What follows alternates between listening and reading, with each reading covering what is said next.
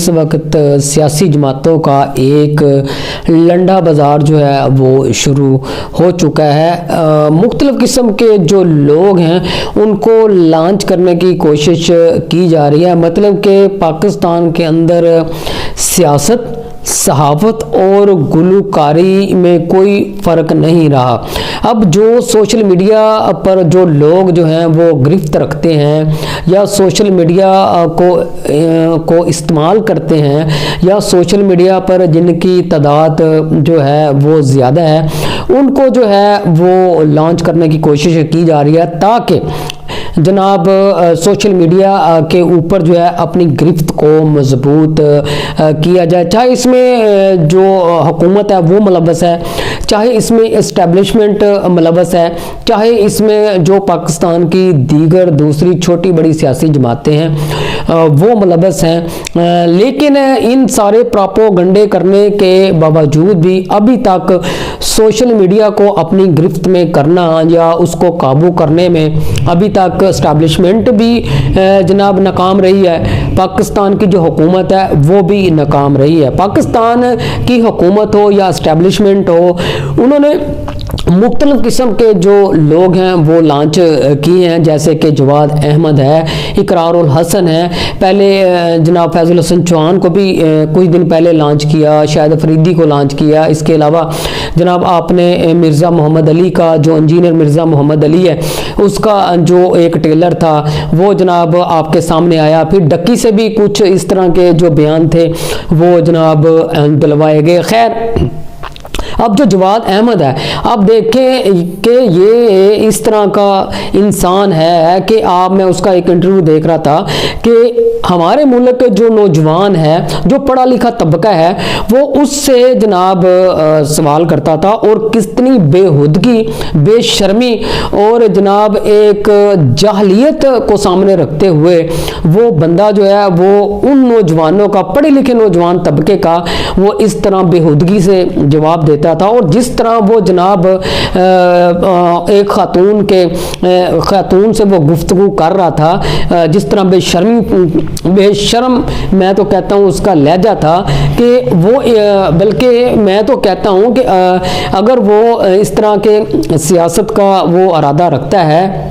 कि नौजवानों को वो इस तरह बिहेवियर, नौजवानों से इस तरह बिहेवियर करेगा या नौजवानों से इस तरह गुफ्तगू करेगा, मैं समझता हूँ कि जो इस मुल्क का पढ़ा लिखा नौजवान है, इस मरासी को अगर वो किसी टॉक शो में जाता है तो इसको छित्र मारने चाहिए, इसको लित्र मारने चाहिए, ताकि इसको समझ आया जाए कि जो इस मुल्क का पढ़ा लिखा नौजवान है, पढ़ा लिखा तबका है,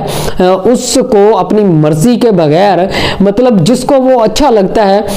उसने उस पार्टी को सपोर्ट करनी है, ना कि जवाद अहमद जैसे टाउट एक कौंसलर का इलेक्शन ना जीतने वाले शख्स को जो है वो सपोर्ट करनी है। जो हमारे नौजवान तबके का, जो नौजवान तबका है हमारा, उसके सवालों का ठंडे दिमाग से जवाब नहीं दे सकता, तो वो आगे जाकर जो है वो जनाब हमारे मुल्क की नौजवानों का जो है वो जनाब मुस्तकबिल जो है वो कैसे संवार सकता है, कैसे वो हमारे नौजवानों का जो है वो मुस्तकबिल जो है उसका फैसला कर सकता है। दो टके के जो लोग हैं, जो गुलकार हैं, दो टके के जो गुलकार हैं, उनको लॉन्च करने की कोशिश की जा रही है। अब ये देखें, इकरारुल हसन को उसके फॉलोअर ज़्यादा थे, लोग देखते थे, उनको भी जनाब लॉन्च कर दिया गया है, उनको भी पार्टी जो है वो बनवा दी गई है, उनकी भी पार्टी। ये समझे कि पाकिस्तान के अंदर अब हर बंदा जो है वो जनाब पार्टी बनाने में लगा हुआ है, सियासी पार्टी बनाने में लगा हुआ है। इसलिए मैं कहता हूँ कि पाकिस्तान के अंदर सियासी जमातों का एक लंडा बाजार लग चुका है। कल को हामिद मीर कहेगा कि मैंने भी अपनी सियासी पार्टी बनानी है, जनाब सलीम साफ़ी कहेगा मैंने भी अपनी पार्टी बनानी है। इसलिए जो दूसरे छोटे बड़े शाहजेब खानज़ादा, वो भी कहेगा जी मैं अपनी पार्टी, सियासी पार्टी बनाऊंगा। गरीदा फरूकी भी कहेगी, समीना पाशा भी कहेगी। इस तरह जो जितने भी हमारे जो छोटे बड़े सहाफ़ी हज़रात हैं, वो कल हर बंदा कहेगा जी हमने अपनी जो है वो सियासी पार्टियां बनानी हैं। बहरहाल ये जितने भी लोग हैं अभी तक वो नाकाम हुए, और ना ही ये जनाब सोशल मीडिया पर जो है वो अपनी गिरफ्त मजबूत कर सकते हैं। ये जो जवाद अहमद है, मैं समझता हूँ कि इकरारुल हसन और जो जवाद अहमद है, ये इस वक्त पाकिस्तान के अंदर 2 मदारी जो हैं वो लॉन्च कर दिए गए हैं। और लोग यकीन करें, ये लोग जो हैं जैसे ये टॉक शो में आते हैं तो जो जनाब ब्रॉडकास्ट लोग करते हैं, जो अपने जो एंकर हजरात हैं, जो अपने स्टूडियो में इनको बुलाते हैं, जो इनकी इंटरव्यू करते हैं,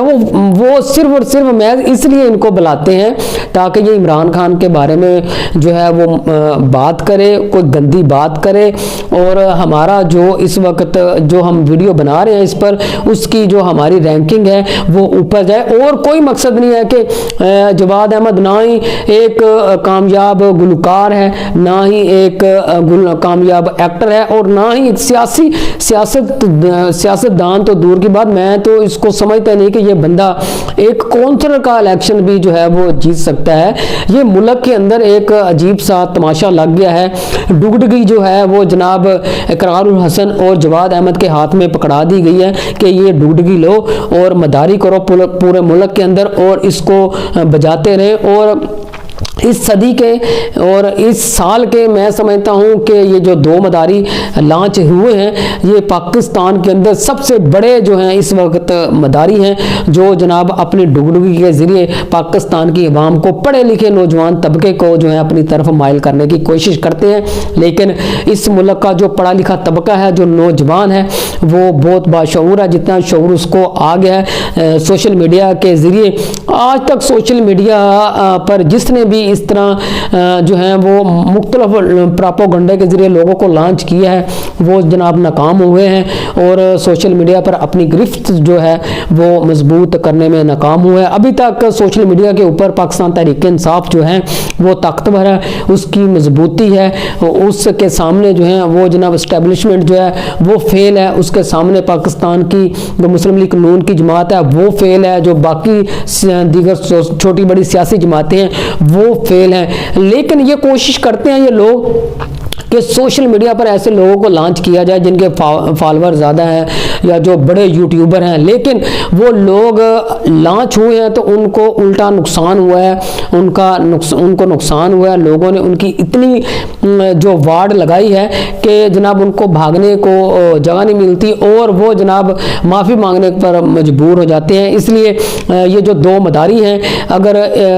अगर इस तरह के लोग सियासत करने के लिए पार्टी बनाकर आगे आते रहे तो फिर पाकिस्तान का जो है वो जनाब अल्लाह ही हाफिज है। जिस तरह जनाब टॉक शो में जवाद अहमद जैसे लोग औरतों के साथ इस तरह बदतमीजी से बोलते हैं। एक बात और मुझे याद आई है कि जनाब वो उस टॉक शो में जो बेसुरा गुलकार जवाद अहमद मदारी है वो जनाब किस तरह जनाब औरत से इस तरह फजूल किस्म की बहस कर रहा था, फजूल किस्म के जनाब गुफ्तगू कर रहा था, बेहुदा गुफ्तगू कर रहा था, जिसके अंदर इतना स्टेमिना नहीं है कि नौजवानों की जो है वो जो बात है वो सुनकर उसको एक तोहम्मल से जनाब जो है वो बुर्दबारी का मुजाहरा करता और उनको जनाब अपनी